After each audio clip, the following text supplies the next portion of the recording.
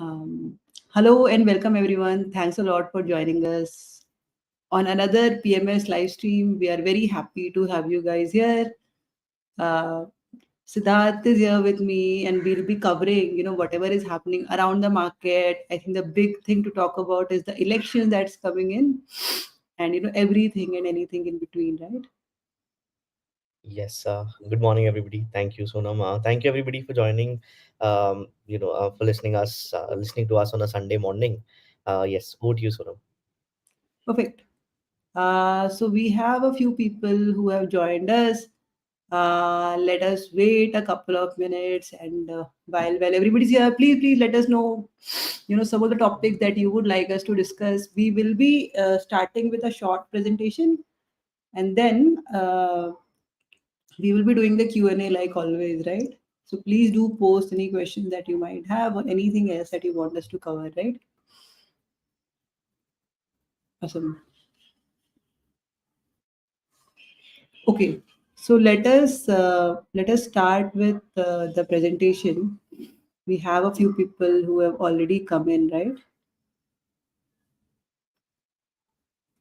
Yes, I think we can start. Okay, yes. So yeah, so this is a PMS update. You would see that our premium design is now out. People can see the new branding, and right when we have launched this, I think there has been a lot of ups and downs in the market, but still, I am extremely happy about the performance of our PMS, right? And why is that? Because see, when we started and in the first few months, the allocation that we had was mostly small caps, mostly, a lot of PSU exposure, and those that exposure actually corrected by a lot in February, March, and April. But our strategies that you would see remained relatively stable, right? There hasn't been any significant sort of underperformance or anything like that. We have been relatively stable, and that is why I think that we've done an excellent job in terms of risk management. And I think why we choose PMS is not just because we want to get good returns from the market, but also because we want to get reduce the risk that we're taking. We want to get better risk management, right? So I think we have done that well, and we continue to do that. And with all of this, now that we have completed 8 months, the performance of our factor fund is close to 49%, right? It is up a little bit from March. Uh, our AUM is close to 125 crores. People are still, showing a lot of interest despite all the volatility. And, we are slowly deploying right now. We are not deploying all the capital in one go. We are sort of looking at the market. I think the big question that everybody has on their mind is what's going to happen with the elections already started, results coming in 2 months, and everything that's going on in the market. So that is what we will try to cover in this session. As you guys are all aware, we have three schemes in the PMS. Number one is the factor fund, which is multiple factors. We combine them to make a strategy. This is our best performing strategy in the PMS structure. This is close to 49% in 8 months, and good outperformance over the markets. Then you have the hedged strategy, which is actually momentum strategy, and that one has also outperformed the market. It has lagged a little bit in comparison to the factor fund. And then I have the alpha fund, which grew very fast, but it's a high risk high return strategy. People understand that the return expectations from this strategy are very strong in the long term, and they continue to be very strong in the long term, right? See, it's a momentum strategy, so it will do the best when there is high momentum in the market. But also when there is correction, the strategy will see some correction also.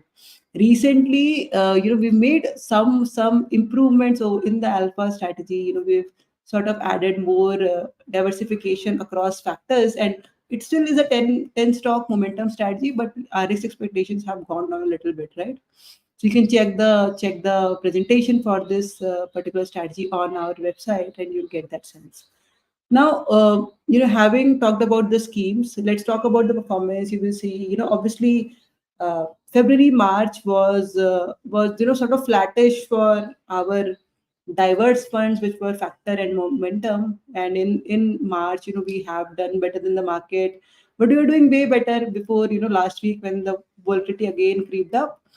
In alpha, we definitely did saw a significant sort of correction in February and some correction in March. Now February was because the PSU concentration that was there. We had to sort of mitigate that risk. But again, alpha is a high risk, high return strategy. So this high risk is part and parcel of the strategy, right?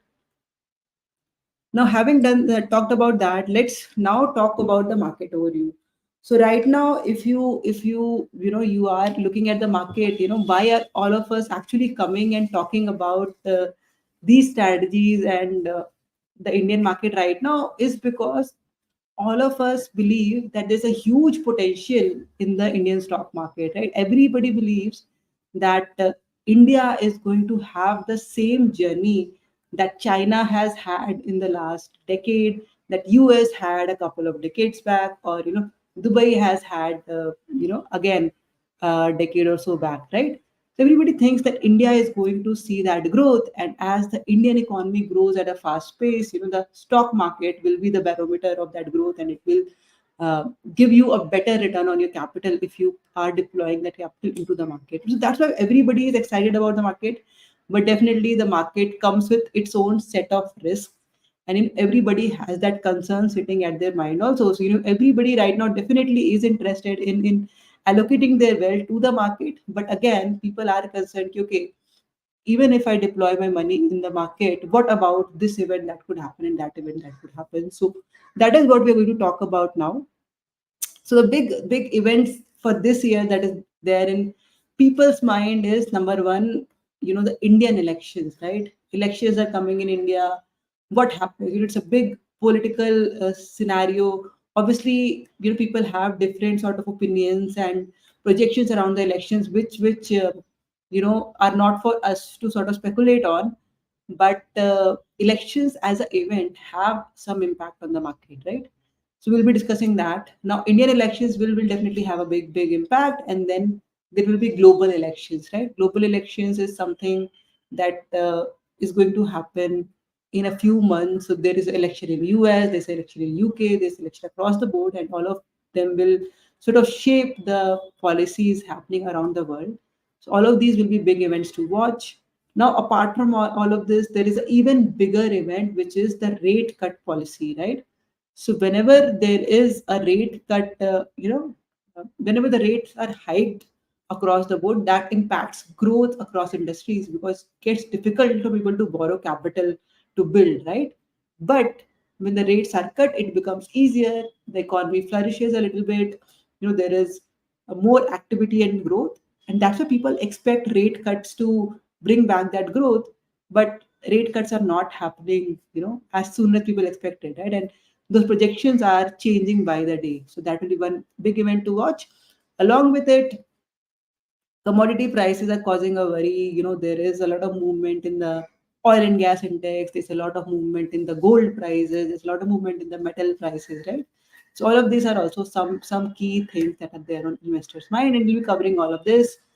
So first thing is, the most important thing to understand is that why are we all excited about the market is because of the strong economic outlook that we have about India, right? India is expected to be the fastest growing economy by almost everybody who is analyzing the world economy right now. So, if you look at the GDP forecast data on your screen, you will see that, everybody put out a projection on the GDP growth forecast from IMF to World Bank to Fitch to Citibank and all of them. And recently, most of them have revised it upwards, right? So, while the growth projections for India were highest in the world, they have actually been revised upwards, right? And the reason for it is India being a very strong consumer company has a lot of consumption demand. We are making a lot of initiatives, right, for manufacturing development, infrastructure development, green energy, etc., which are sort of impacting uh, the growth in the country, and a lot of foreign investment in coming in, which is favoring the tech and energy sectors, right? So with all of this, we definitely do have a strong forecast for Indian growth, but there are worries also. So one big concern that is there in everybody mind. So I'll tell you, when I talk to a lot of our clients, right, some of them actually tell me that let's not participate till the election is here, because I'm worried that it's going to impact, and there's going to be a correction. While some others will come and tell me, I want to put in my money while the election is there, because I expect this rally to happen. And what I really believe is there's a lot of uncertainty, right? So there is no clear direction on where the market moves. And it's not about the political scenario, right? See, historically, if you look at these numbers on your screen, you will see the election movements tend to be increasingly positive around the market movements around the election tend to be positive if you are sort of analyzing last 8 9 elections, right? But it doesn't matter if there is a continuation of government or it's a change of government, and patterns also shift very rapidly. Sometimes there's a short term correction in the first few days of the government change, but then it picks up. Sometimes there is a lot of exuberance, but that dies down. Still, the patterns tend to be increasingly positive, right? So election historically have been a positive event. So therefore, we expect elections to not cause a lot of worry as such. And we are right now right in the middle of the election season, and you're seeing the market stay relatively calm, right? I mean, there is volatility for sure, but it is not anything that is to worry about a lot. And typically people expect elections to markets to gain after such a election results come out, but that will also depend a lot on what is the result and what is the policies that are going to come out, if there's any shift, if there is any change that happens, right? So I think elections definitely are a huge event. They will impact the political stability. If you look at data, you will see they typically end up being positive for the market, but there can be unexpected reactions around the election season also, which is definitely something that we have to watch out for. So if you did a strategy that I will just invest in the 3 days before the elections, you would see that you could have either made a lot of money or you could have lost a lot of money, right? So it ends up being a very, very high risk event, like your rate cut policies, or some big earning results where you see a lot of price movement. So we definitely have to be careful, but there's nothing to worry about a lot from the market's perspective. Now, having talked about the elections, there's another thing that we have to talk about, which is earning expectations, right? So, markets move because of earnings, right?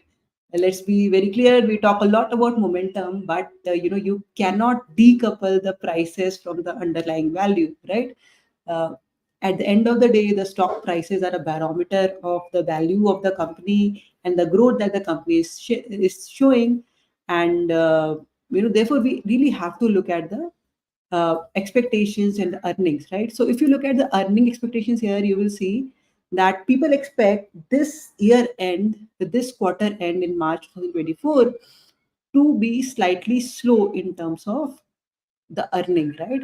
And why is that? Because of the stress that the overall global economy has had because of the regulatory change. I mean, not the regulatory changes, but because of the rate hikes, the interest rate, inflation have all had a role to play here. The rural demand hasn't picked up and all that. So there's going to be a little slow growth this time. But again, markets don't move because a company just releases a number. Markets move because it either overperforms or underperforms the expectations, right? So I think that is what we have to see. We have till now not seen any sort of significant trend of stocks not performing as per expectations. Stocks have, been close to expectations. We saw TCS, which was actually a little bit attractive also. So given that earnings are definitely going to be extremely important this quarter, we might see PAT growth slow down, but your EPS growth might in fact be strong. So I think we have to watch out for that. Now, having talked about that, let's also talk about small cap versus mid cap versus large cap. So, I have a very interesting chart here. Uh, and you will see that the expectation of growth from small, mid, and large caps continue to be strong. And obviously, small cap growth is expected to be stronger in comparison to large and mid caps. But in fact, what we saw was that the P ratios of small caps ended up being, a little bit inflated in comparison to large and mid caps, right? So you would see that in this chart, the premiums of small cap grew a lot, and then we saw a correction in small caps. And I think that correction is still going on. There could be a reversion to mean that could happen, right? So I think we have to sort of consider that small caps right now are volatile. We have to be careful of that segment. But looking at mid and large caps, they're positioned really well. Large caps are extremely low volatile. They'll continue to be stable because of their strong moats. And right now in our portfolios have a tilt more towards large and mid caps, right? Now, having talked about that, let's talk about the another big thing which is there in the market, which is the rate cut expectation, right? So right now, uh, I think this is the big news, right? So, everything might go as it is. The biggest movement in the market actually happened because of the rate cut expectations, right? So, let's look at, even if you remember a couple of weeks back, the market was, sort of climbing back, like around 10 days back, the market was climbing like anything. And then the moment the US CPI came worse by 0.1%, you saw first the US markets correct, then the Indian markets correct, then the impact happening in the Bitcoin crypto space, then the metal prices sort of had an impact, and then obviously the geopolitical concerns unrelated to it happened, and then that impact continued. But definitely the rate cuts seem to have the biggest impact, right?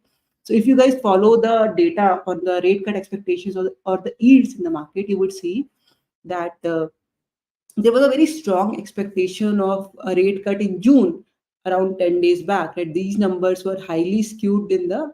So this chart shows you okay, what is the rate expectation on different Fed meetings, right? So there was a very big expectation that the cut would happen here, but then suddenly after that data, the expectations have gone down. Nobody expects the rate to cut in June. Even in July, there is a projection kit might not be cut, and you will see that even September is not that far behind. There's a 10% extra expectation, but that moved very quickly. We've heard even certain members of the Fed come out and say that we might not cut the rates till the end of December, right? And all of that. Again, see, this is highly speculative, data driven. Again, US Fed is the best person to judge it here, and this they are doing it to make the economy healthy. But another worry that people have is that if they keep on putting this stress on the economy by keeping these rates high, what will happen is that your economy becomes overstressed. So if the economy becomes overstressed, then there could be recessionary pressure and all of that. So you definitely want the economy to be in balance, the inflation to be low, but then you don't want the economy to be under stress also. So I think that is the balance that the Fed will have to perform, and somewhere down the line, they will definitely cut rates, which will be a big boost to the economy. Now let's talk about the valuation concerns. Obviously, we're seeing a lot of growth projections and all that come in, but still the valuations in India have been high. These are historical valuations. You will see on the historical levels, we are a little bit similar at par with our old numbers. But if you look at projections, right, expected earnings versus price, you would see that the valuations are a little bit higher, and there is a sense of correction because, like we said, that earnings might not rise as much right now as expected. So there could be a little bit of valuation correction in that sense as well, right? Uh, Another big thing that we have to talk about is the commodity prices outlook, right? So commodity prices, you might be seeing that there has been an upsurge in metal prices. There has been an upsurge in iron ore. your copper, aluminum, and all of that. See, it's seasonal also in a way because China tends to have a lot of economic activity in April and May. So this could be seasonal. On the other hand, if the growth picks up in China, if the manufacturing demand sort of picks up, then this could be a longer term trend. And while it could be positive for a few metal stocks, it will also have a little bit of stress on the overall economy. If these companies which consume these commodities start to pass on that price hike to the consumer, then inflation could again flare up. India's economy usually could get impacted. So this is another big worry or something to watch out for. But if the rates continue to be high, then we might not see this rise very, very rapidly, right? Yeah, so I think that was more or less. I spoke a lot about our outlook. We definitely have to be careful on valuation. We have to look at quality in the current market. We are optimistic for sure. It is optimistic scenario for sure in the longer term, but we have to be cautious because of these events that are coming in. Exposure is mostly toward large and mid caps in our portfolios. We have exposure to financials, a few defensives right now, and we are prepared for any volatility that might come. In terms of our allocation, you would see that our allocation right now in the factor fund is largely towards bank financial services, automobiles, a little bit of oil and gas, and certain other sectors mixed up. Mostly large and mid caps. In terms of our momentum fund, again, we have banking, finance, auto, oil and gas. We have IT here. We have e-commerce, etc. as well, right? In our alpha strategy, again, we have a healthy mix of metal, construction, pharma, and a whole set of diverse segments. So, we think that the allocation is quite strong, will withstand any volatility that might come up. And, if the market gives us, a good momentum, then, we have a very good set of stocks that will gain from that.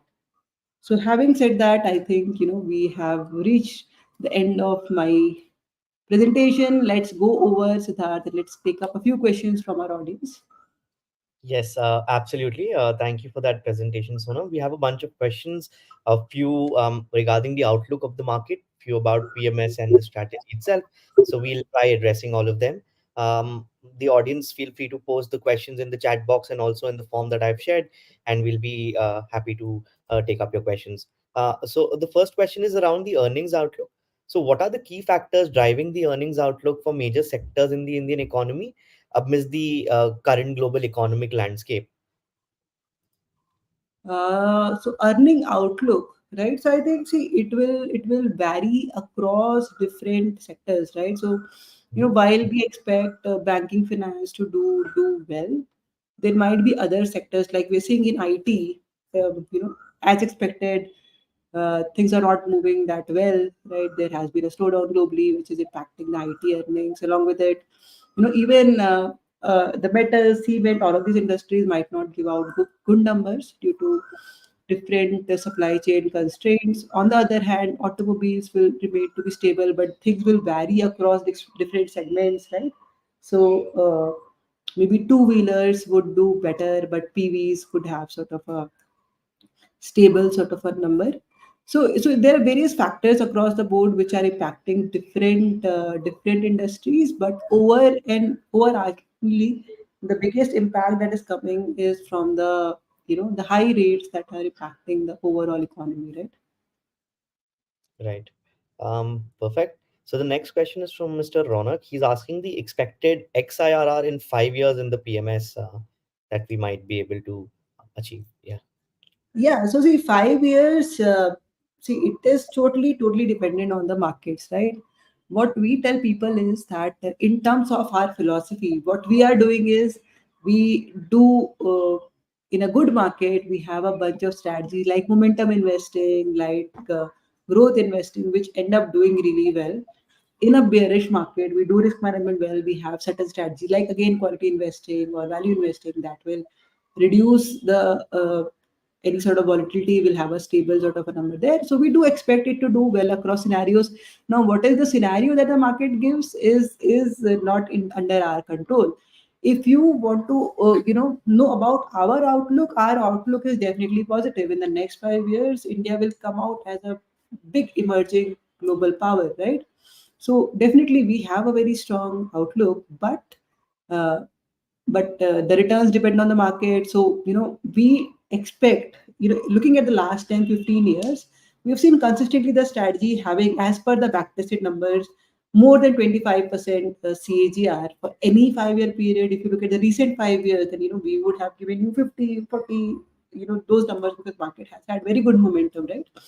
But yeah, so our expectations are higher than 25%, and it could go anywhere depending on the markets, right? Absolutely. So the fundamental idea is that we tend to outperform the benchmark, the market or the index by a very large margin, and that can be the expectation for investors going forward as well. The next question is from our existing PMS investor, Mr. Samidrai. He has two questions. He's asking, what is the strategy for cash holdings in the PMS currently? And with the ongoing war, do we plan to increase the gold allocation in the PMS portfolio? Yes, so I think I'll take the second question first. In terms of the war, we've seen, definitely it's a sort of a big geopolitical scenario. But if you do an analysis of price movement around a lot of these warlike events in the Middle East and in other places, you see they end up having shorter term impact, right? So many across the board are thinking that the impact of that has been priced in by the market, right?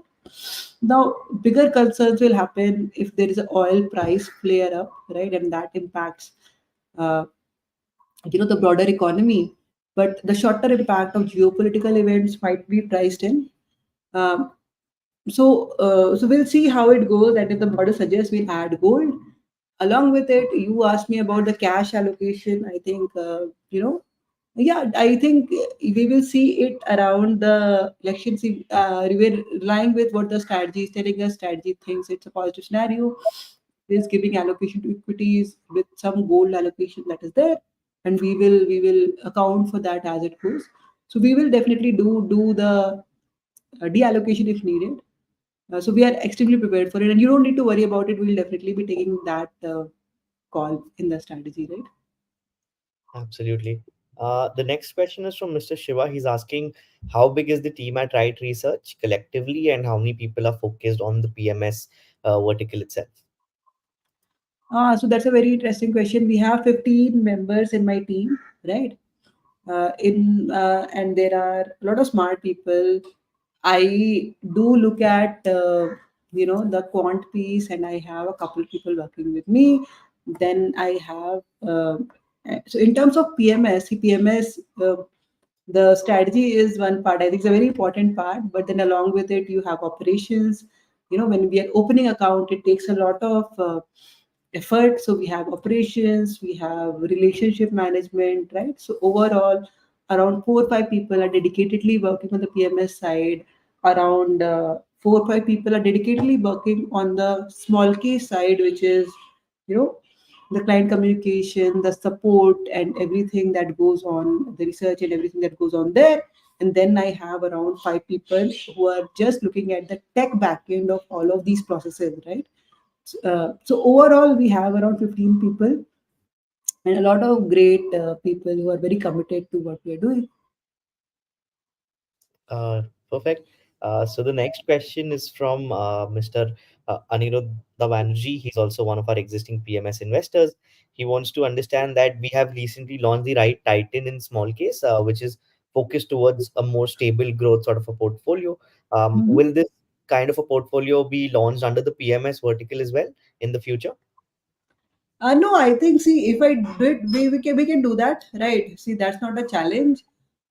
See, what I think right now is that why do people come to a PMS which is small like us, is because we are able to give you that high return, right? I think that is what attracts people.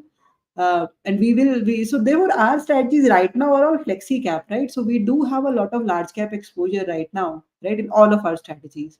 But when the small cap opportunity will come, we'll switch to small cap, we'll get that benefit from there. So it's a flexi cap strategy, right? And that is done so that we get a flavor of all the market. If we had a purely large cap strategy, then it will continue to be large cap across the board. I can, that is extremely scalable in a PMS. It's easier to do. We can add such a strategy, but I see a lot more interest coming into slightly high yielding strategies. So which is why we have three schemes, but you have to rest assured that there's a lot of risk management, and the bias has moved towards large caps as the large cap have become more prominent, right? Perfect.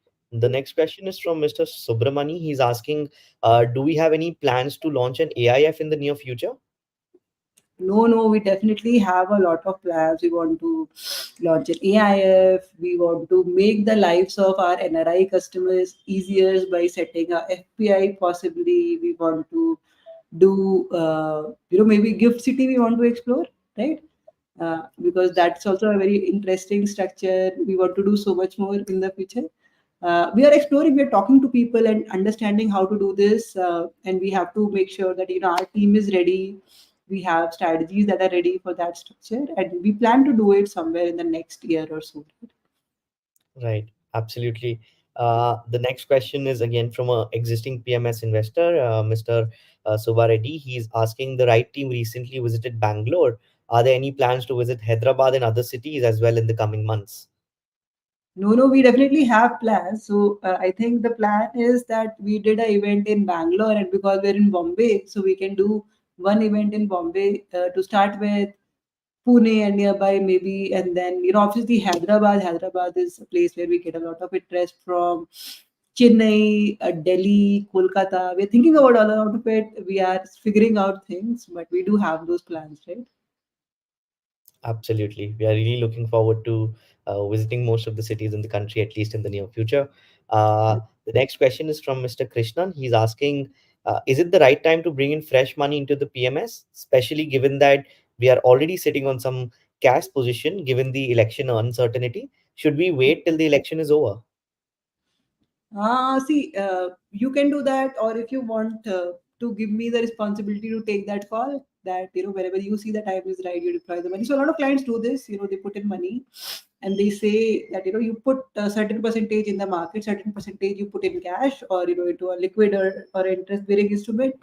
And the moment you think that the situation has cleared up, you start deploying that cash. So you can put in the money right now, and with that instruction to let us deploy as it goes, and we'll be doing that. You would see that we promise to come back and tell people that we will let you know when to add capital, and we haven't done that yet because the volatility is continuing. There will be a clearer signal that we believe when we'll come and reach out to you. So definitely, you can give us that responsibility if you would want, or if you can wait for intimation from our end which says that it's time to top up. So either way is perfectly fine. Absolutely. Sonam, we have a bunch of questions on the small case side as well, especially, questions for Alpha Prime. We'll spend about 2 minutes towards the end to address those questions. But moving on to the next question, a lot of people are interested in the hedge strategy. So if you can talk a little bit about that on the PMS side, and is it also Mhm. possible to have a hedge strategy in the small case vertical? Yeah. So second part, hedging on small case is would be very tricky because small case doesn't have an option for us to add any derivatives through the platform, right? And so that would be a little difficult in terms of the PMS. See, what it's been a very interesting journey. You guys know that we have three schemes. The one of them, factor fund, has outperformed the most. Alpha did really well. It corrected a little bit, and our momentum one has lagged a little bit. Initially, the idea was momentum would be hedged and alpha would be hedged. Factor will not be hedged, but now when we talk to clients, people want to invest into factor and some maybe alpha, but they want hedging to be there in factor. So what we have been telling clients is that we can hedge any of our strategies with your consent. Obviously, we need people's consent because some people don't want derivative exposure at all, right? So we can hedge either of these strategies. The idea again with hedging is that I'm not giving to give you excessively extra returns just because I've hedged it, right? The hedging is like an insurance policy. It will be a premium that you pay when the market is volatile, but let's say there is a crash that happens, there's a 10% crash or whatever, which is when the volatility in the options will just spike up, right? And your put options will go high. That is where the hedge will sort of cushion any blow that happens. So we can do that across the board, and we plan to do that for any client who consents for it across our strategies. Oh, absolutely. And as Sonam, you were mentioning that the hedging aspect, given that its derivatives comes with a different tax bracket as well, so investors Hmm. should be considering that before opting for any such strategy. Uh, Yeah.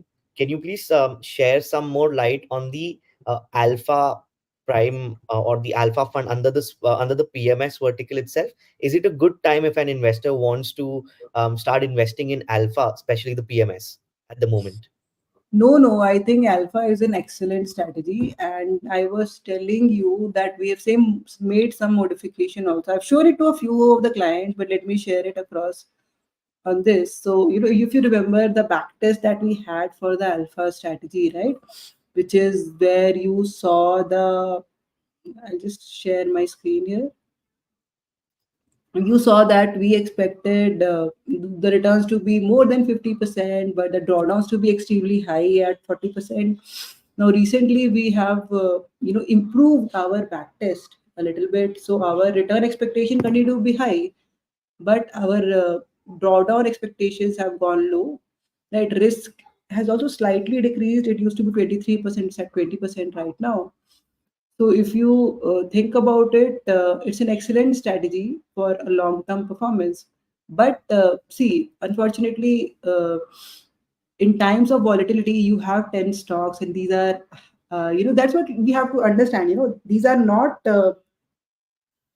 these are 10, like a lot of fundamental investors sort of do, right? Ki these are my 10 best value picks and long term picks. These are actually 10 high momentum picks, right?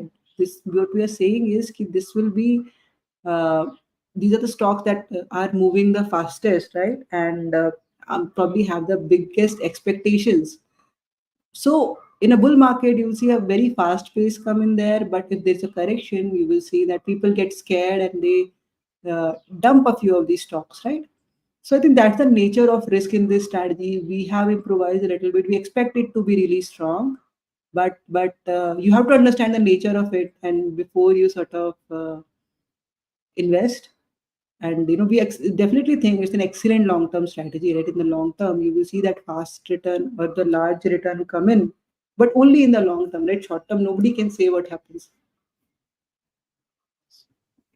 Perfect. The next question is from Mr. Deepak Kumar. He's asking, can we do SIP in PMS after starting with the minimum amount, or is there any amount limit on the SIP as well? No, no. So you can do any SIP you want. A lot of our clients do their SIPs, right? And you can do any SIP you want. You have to start with the minimum, but you can add and top up any amount you want anytime. You can do it regularly on a ad hoc basis, whatever suits you, right? Yes. Perfect. So we are flexible with the SIP when it comes to the PMS part. The next question that we have is from Mr. Vikas Kumar. He's asking, in the current scenario, is large cap stocks will large cap stocks be outperforming small caps? Is the small cap stock game over for at least 1 or 2 years? Some thought on that. No, I don't think it is over for 1 or 2 years. For sure, it is. See, small caps will continue to have a greater return in the longer term. I was showing you a chart of how the valuations are moving, valuation comparison between large and small caps. You would see it's a mean reverting thing. Sometimes small caps take over, right, and they get inflated, and then they correct, the valuation corrects, and then there's equilibrium, and which is when the small caps rise up again. The cycle does not typically last for years and years. We think that it could be sometime, maybe a few months, where this valuation correction continues, and large caps will be attractive. But I'm for sure in the next couple of years, small caps will come back and will have a good run. Maybe Yes. the election could give us that trigger, right? You never know what happens, but after the election, there could be a strong trigger that comes out. You never know. But yeah, I don't think that small caps are not going to perform for the next 2 years. I don't think that's going to happen. Perfect. So just to keep everything in the interest of time, we'll be ending the live session in about 2 to 3 minutes, and now we'll be taking up some questions on the small case side, especially towards Alpha Prime, where the investors are little concerned. So, Sunil, can you throw some light on, why Alpha Prime is not performing? Is it a good time to double down or average down on the investments in the Alpha Prime small case at the moment? See, I think Alpha Prime small case has had a interesting run up. It has been slow for the last 3 months, right? Last 3 months, you would see, uh, in comparison to, it would have like sort of a similar return profile in comparison to small caps. It might have lagged the large cap index by a little bit, and that is because, like we said, there has been volatility in the market. It is a high momentum stock, and typically, see, if there is a sideways market, right, if you have observed a sideways market, you would see that momentum stocks continue to be impacted, right? Stocks pick up momentum, and then a mean reversion happens. There is a lot more sideways movement instead of a directional movement.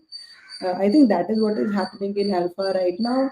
But all of this lecture that I gave you for the last 30 minutes, I think gist of it is that there is volatility in the market. It might continue for some time. So, don't get. I think, see, people who are a little bit concerned are the guys, who might have invested at the top of in February, right?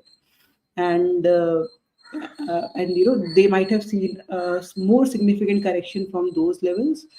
But see, I think you have to be patient. You will see. We are not new to this. We have seen the same happen in, when the market started correcting 2021 October. A lot of people invested at the top and then they got dissatisfied. But whoever continued with their investment, they saw that they are extremely happy right now, right? If you continue with something that you believe in, you will see the actual return come out when the market recovery happens. But I will not tell you today, today is the day to top it up. We can come back to you on when we think that it's the time to come back into the market. We'll give you that trigger. But I would totally say that keep your investment going, do it systematically. It's an amazing strategy that we really believe in, and it will give its real flavor in the longer term only, right? Yes, absolutely. The next question is from Mr. Chintan, who's also an existing PMS NRI investor. He's also subscribed to our Alpha Prime small case, and he's Mhm. asking, whenever there's a buy or sell, it tends to become little expensive for NRIs, right? Given the brokerage part, especially during selling Hmm. stocks and losses. So, is there any way out for that? Any alternative for that at the moment? Uh, See, I don't think that, I mean, we could do anything in that aspect, right? See, those are the rules of the RBI and SEBI, which we can't control, right?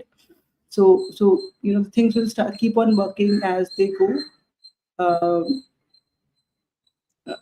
but yeah, I think, see, again, you have to understand that Alpha Prime is a strategy which is a high churn strategy, but we don't trade very often. Obviously, we traded a little bit in March, but you typically see that once a month we're changing one or two stocks, and that's how it goes.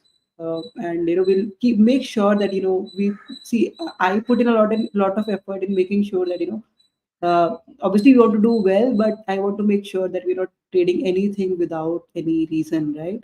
So we try to keep our churn low, and I hope that fits in. Maybe when Chintanji is able to start the PMS, he would have a better sort of experience, right? Absolutely. Absolutely. So just one last question on the PMS side, and then we'll move towards the closing of the session. Mr. Mehul Vaidya, again, an existing PMS investor, is asking: generally, are the results of Q4 which are coming in expected to be good?